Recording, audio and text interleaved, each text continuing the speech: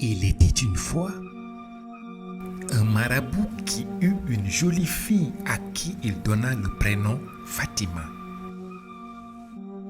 Tous les garçons en âge de se marier se faisaient la concurrence pour sa main. Les Peuls apportaient fréquemment du lait et des veaux au père. Les Bambara venaient cultiver son champ et lui donner une partie de leur récolte. Les Maninka offraient des captifs et les Djoula beaucoup de coris. Le marabout était donc très gâté grâce à la beauté et au charme de sa fille. Il tomba alors dans le vice de la facilité. Les 4 tribus, Bambara, Peul, Djoula et Maninka, envoyèrent chacune leur délégation avec le nécessaire pour demander la main de Fatima à son père, le marabout. Il accepta les propositions des 4 délégations, promettant à chacune la main de sa fille. Étonnés par l'attitude du marabout, les membres des 4 délégations se mirent à redoubler de talent pour arracher l'offre. À leur demande, le marabout annonça les noces de sa fille. Il devenait de plus en plus inquiet avec l'approche des échéances.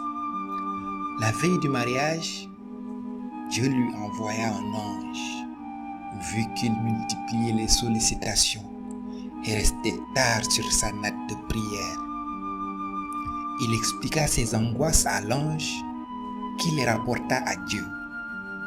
Il était un grand marabout, respecté et craint dans toute la contrée. Ses prières furent exaucées. Dieu lui envoya l'ange avec le message suivant. Il lui ordonna d'enfermer sa fille dans une case en compagnie de 3 animaux, un âne, un chat et un chien. Le lendemain, il ouvrira la case et prendra la décision qui lui semble la meilleure. Le marabout exécuta les recommandations divines.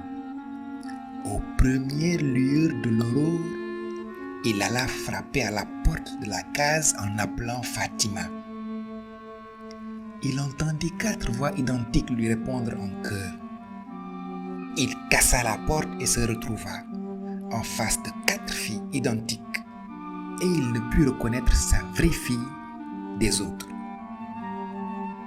Les 4 filles furent données en mariage et chaque délégation est repartie avec sa Fatima. Les convives ne purent cacher leur étonnement et le marabout gagna encore en estime et sa renommée rayonnant encore plus loin. Mais une chose l'intriguait. À quelle tribu avait-il donné sa vraie fille? À cause de son vice, Dieu le punit et il ne le saura jamais.